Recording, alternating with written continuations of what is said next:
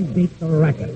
One for the birds. Beat it. See the manager tomorrow. Go on now. But you don't understand, Mr. Daniels. Is my... Where are you? We're heading out of here. Out of my way, Torello.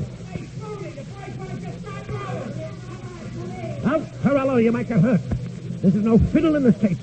I must hear that, Mr. Daniels. Mr. Daniels, what are you doing? Out of there's your friend. I'm hear you say yourself is a horseshoe table, is a horseshoe is a for luck. Luck? Luck's brains, Torello. You haven't got any. Or you'll be out of here by now. Don't shoot, Mr. Daniels. Not to your friends out there. Don't shoot. Hold everything, fellas. I've got a surprise for you.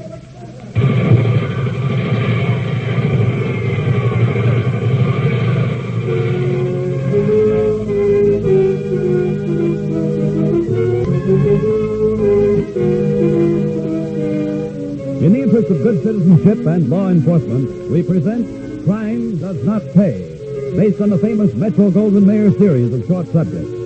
In just a moment, you will hear Horseshoes Are for Luck, starring Neil Hamilton.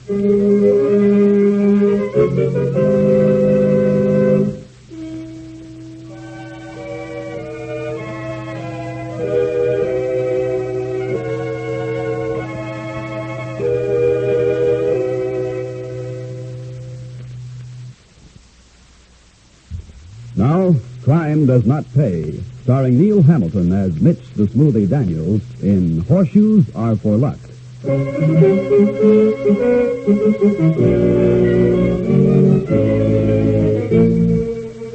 The geography of a certain city is most important to this story.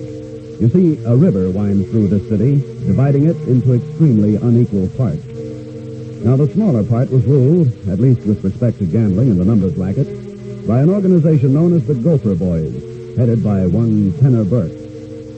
The larger part of the city was divided into two approximately equal halves, ruled respectively by the Mermaid Street Gang, led by Jackie Piper, and the State Street outfit, led by Mitch the Smoothie Daniels. Smoothie Daniels was so called because of his impeccable exterior and his equally impeccable grammar. The latter a true mark of distinction in the world where Smoothie lived. A world peopled by young men such as Smoothie's right hand, Joey the Dip. You want to kick them in, boss? Joey, I've asked you so many times. Try to speak properly, even if you consider it out of character, so to speak. Whom might I want in here? Jackie Piper, boss.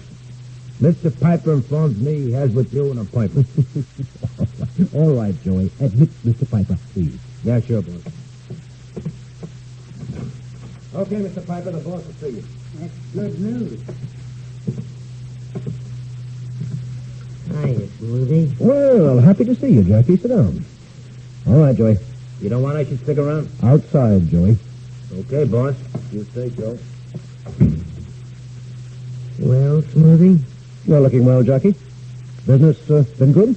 Yeah, good enough. But it could be better? Yeah, could be. How would you like to make it better? Keep talking, Mitch.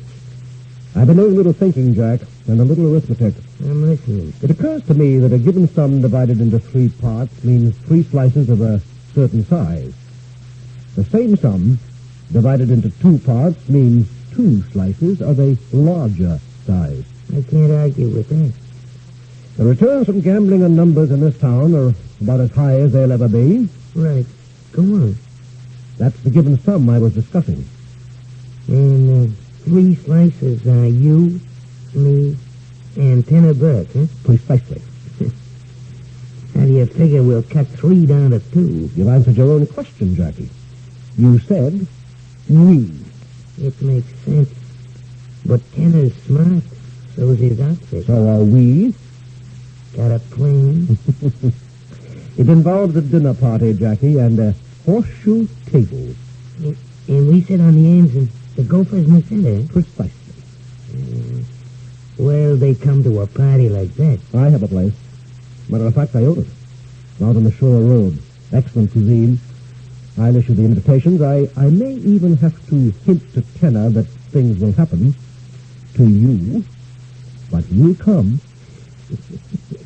You've earned your name, Nick. The Smoothie. Is it a deal? Name the date. We'll be there. One item. Who'll pack the artillery? No one. All pieces checked at the door with hats and coats. Except, of course, for the operational weapons which I will have had placed ready for me just prior to our arrival.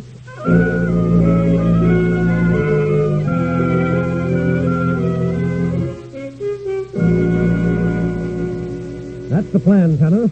Jackie thinks I'm after you. Quite simple. Yeah, I suppose. Oh? Something about it you don't like? Who you double-crossing? Well, Jackie, slightly. You call a dozen slugs a slight double-cross? They won't bother him after it's over. You might be working the gag on me. Oh, come now, Tanner. In all our dealings over the years, have I ever crossed you? Could always be a first time. Tanner, remember when I moved in on the hot car racket? Yeah, so what? Who hijacked my cars? Jackie did. But he settled with you cold cash. Cash is one thing. Pride is another. I haven't forgotten that deal. Tanner, I intend to exact payment in full. I think the time has come. Why'd you wait so long? Jackie trusts me now.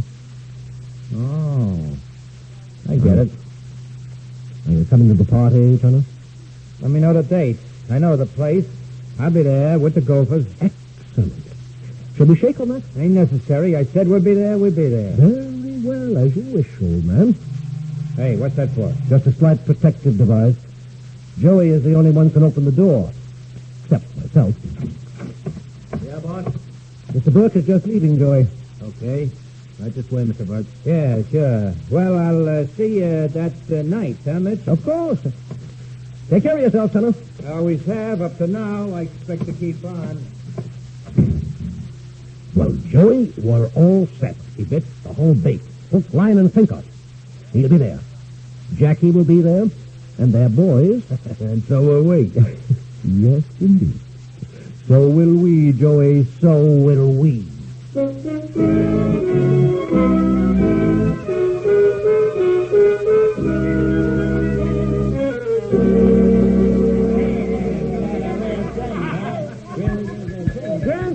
Gentlemen, the hour is growing late. May I propose a toast? Nothing in a big fish. Why not? Only why you gotta talk first, huh? One thing I never do, Smoothie, I never mix talk with liquor. So you talk, me, I'll take the liquor. Nevertheless, my friends, I give you this final toast for the horseshoe table, which has been the scene of our collation this evening. Horseshoes are for luck, my friends. Here's to this horseshoe, and to the luck we have in being friends. I drink to that. You think you like me, too? Yeah. Pardon me, Rocky. Excuse me now. Be up back in a moment, kiddo. Now, Smoothie, How did you know, Jackie? I ain't as drunk as I look. Good luck, Smoothie. Give me the high sign so I can duck, huh? Sorry, if you let me through, boys. Thank you. Thanks, fellows. Hey, Mitch, you got a sense of humor. Good luck. Watch it, Tanner. Jackie's looking this way. Can't see nothing. He's blind. Would you pull in your chair just a slice there? Thank you. Sorry, boys, but I have to get through here. All clear, boss. Even the chef's gone home, like you said. Good, Joey. Our own boys? They all left the room, so they're out of the line of fire. Perfect. Now lay low yourself until the job is finished. Check. Right under the table. And the chopper's in the fiddle case, back of the curtains, like you said. Full drum, too. Excellent. Car's outside. Gimpy's got the engine running. Wait, what are you doing here? I'm a waiter for you, Mr. Daniels. I'm a Tony Terrell. All the waiters were sent home an hour ago. No, Mr. Daniels, about the place. You know, get angry, huh? I have a big favor. You own this place. My brother, he's in need of job. He's a salad man. He's a very good salad man. This doesn't beat the racket. One for the bird. Now beat it. See the manager tomorrow. Go on now. But you don't understand, Mr. Daniels. Out of my way, Torello. You might get hurt. This is no fiddle in this case. I'm a sweetheart to Mr. Daniels. Mr. Daniels, what do you do? Oh, there is your friends. I'm here you say yourself it's a horseshoe table. It's a horseshoe is for a luck. Luck, brains, Torello, and you haven't got any. Or you'll be out of here by now. Don't shoot, Mr. Daniels. Not your friends. Please, don't shoot. Hold everything, fellas. I've got a surprise for you.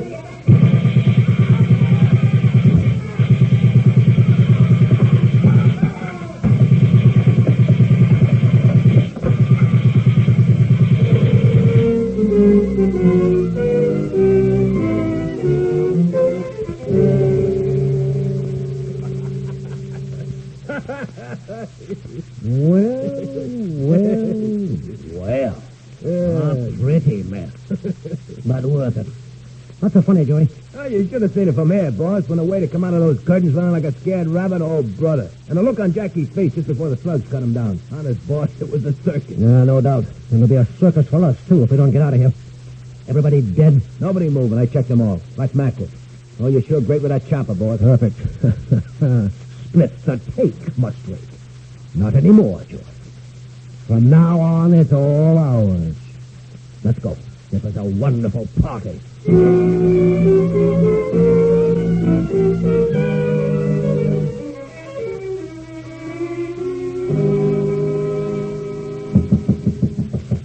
Who is it? Right.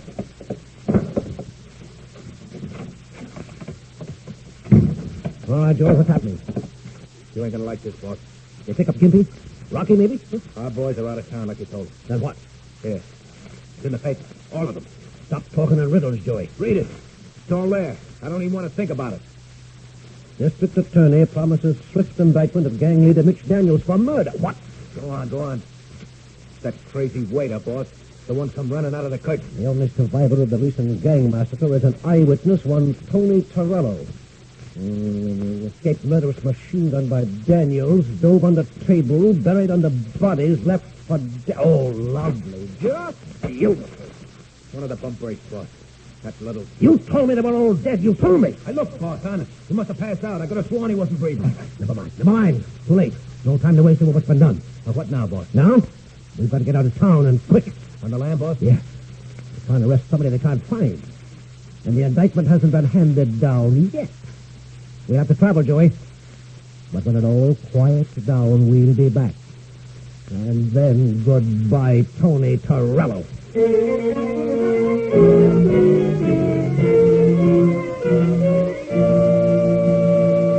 In just a moment, Crime Does Not Pay will continue with Horseshoes Are for Luck.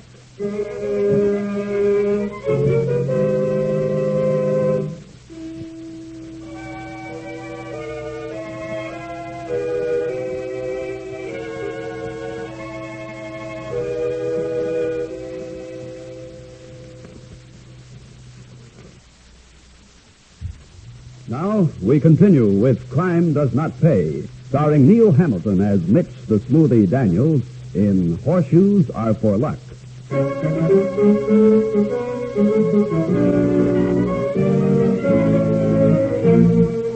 Mitch the Smoothie made his plans in his various hideouts. But such plans are subject to change without very much notice and to great delays.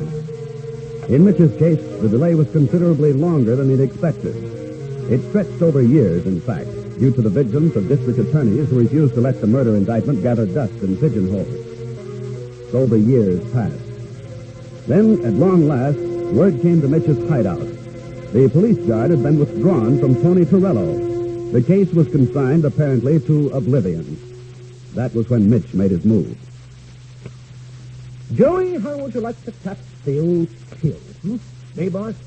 I think you're entitled to a share, Joey. You stayed with me. Been loyal good many years. Well, thanks, boss.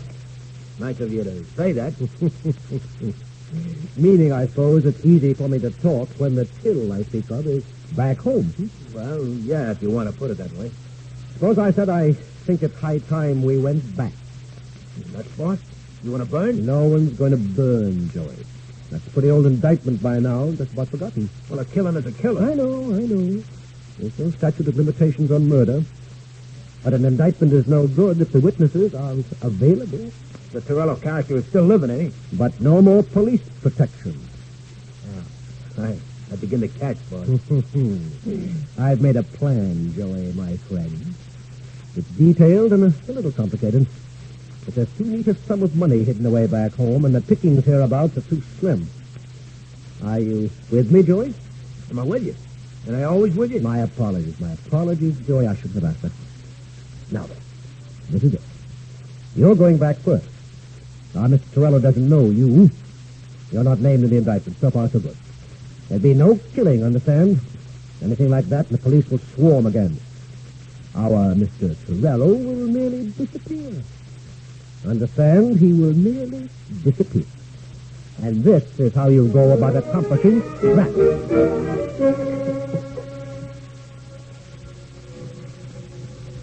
What do you want, Shrimp? I'm looking for the bosun of this ship. A fellow called Lovejoy, Matt Lovejoy. You're talking to him. I'm Joey the Dip. You was told I was coming. Okay, you're here. Start talking. I got $1,000 for you. I said 1,500. $1,000. No deal. 1250 is as high as I can go. Sold. Okay. I'll deliver the night you sail. 3 days out, you know what to do.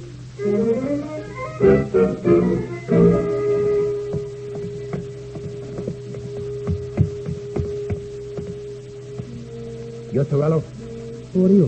What do you want to with Tony Torrell? Let's take a walk, wise guy. I'm no walk. I walk all the night with a tray. Now I'm asleep. Only as far as my car. You can sleep in the car. On the way to the waterfront. I'm no go to... I ain't supposed to let you have it, but you'll get it sure if you don't walk. Now down the stoop, Torello. March, fast.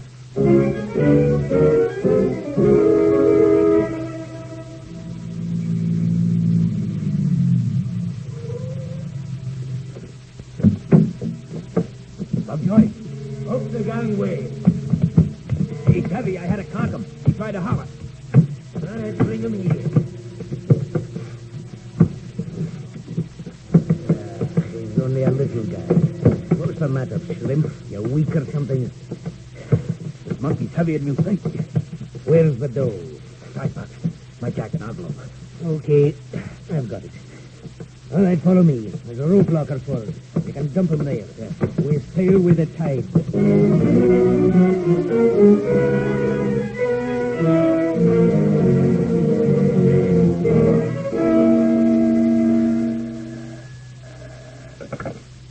Hello. It's Joey, boss. Well, I called station to station like you said. never mind that. What about Torello? Mr. Torello is going to sea, boss. Just about now. How much? $12.50. Good. I expected you might have to spend the whole 1,500. You know me, boss. A penny saved. Anyhow, I'm a partner now. Why, so you are, Joey, so you are. I trust Mr. Torello has a comfortable berth. First class, yeah. In a rope locker. Only one class on a freighter, like in them travel ads. Say, can we go around the world, boss? What for, Joey? I always wanted to see that place, Tahiti or something they call it. Well, we might, Joey. We just might. Once I open a certain safe deposit box. But before that's possible, we have a certain matter to clear up, don't we, Joey? We're all set now, boss. Oh, we will be in 3 days. Check. Reserve a room for me at our old hotel, Joey. I'll be back in exactly 3 days.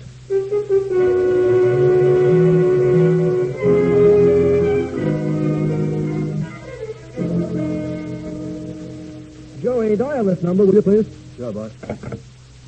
The gentleman on the other end is going to be rather surprised. Who is it? You'll hear. Just mention my name when he answers. Gotcha. Hello? One moment, please. Mr. Mitchell Daniels calling. What? Who? Oh, yes, boss. Sounds surprised. Thank you, Joey. Hello. This the district attorney? You know, this is my private number, Daniels. Don't know how you found it. Oh, I have ways still, as you see. I want to see you. Will you come in, or do I have to send for you? Oh, I'll be down. I'm merely calling for an appointment. Very sure of yourself, aren't you, Daniels? I'm sure I want an immediate trial under the old indictment. Or I want the indictment quashed. Shall we talk it over? You and I, say at 11 in the morning? 11 tomorrow? A pleasure. Real pleasure. My staff and I are looking forward to meeting you. I trust the pleasure will be mutual. Well, apparently the welcome mat will be out, Joey.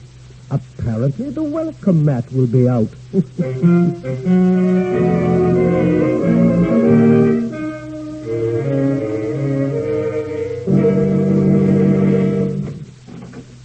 Ah, yes, Mr. Daniels.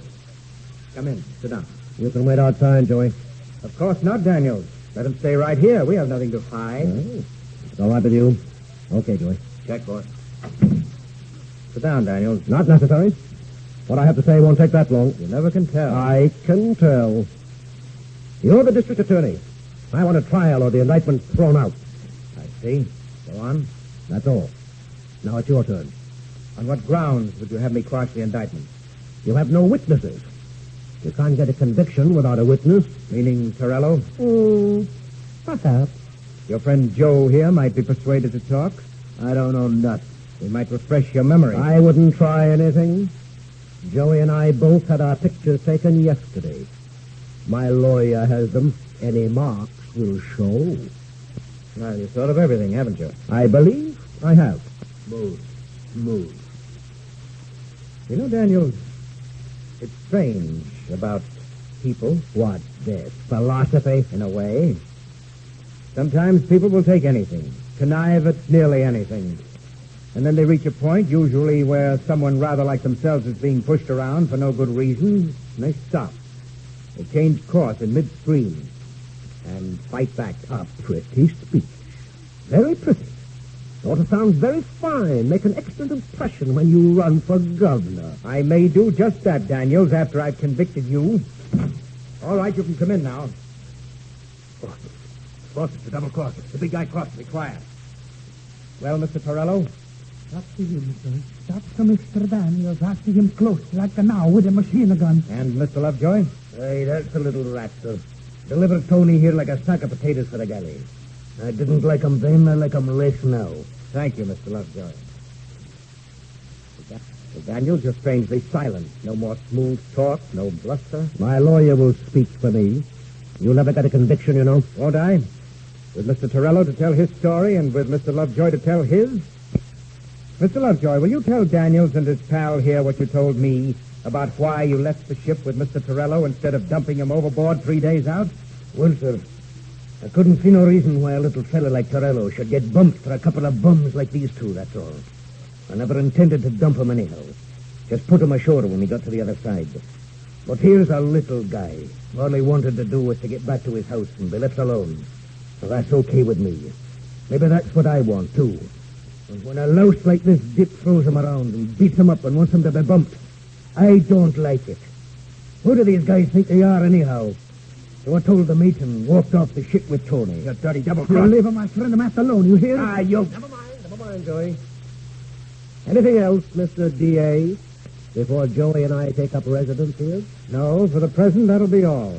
Nice of you both to come in voluntarily. But you rather underrated us, didn't you? Underrated whom? Why, Mr. Torello and Mr. Lovejoy, of course. Who else?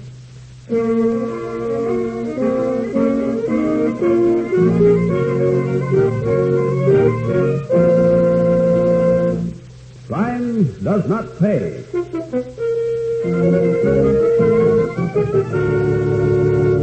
Neil Hamilton, who was starred as Mitch the Smoothie Daniels in Horseshoes Are for Luck, will be back with you in just a moment.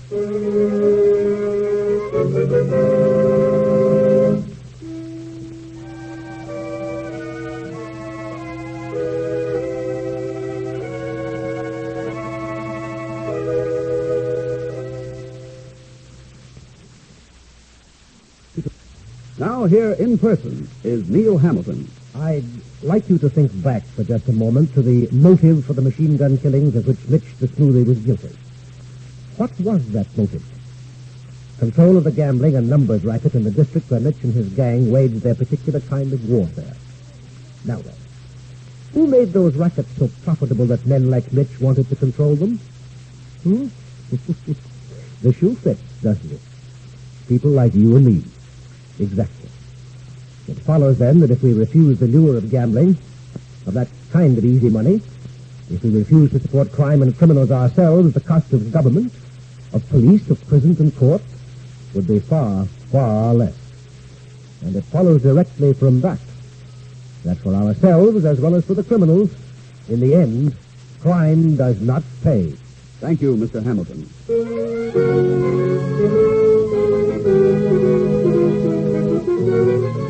Crime Does Not Pay is written by Ira Marion and directed by Mark B. Lowe, with music composed and conducted by John Garth. Technical advisor is Burton B. Turker. The events, characters, and names used in the story you just heard are fictitious. Any similarity is purely coincidental.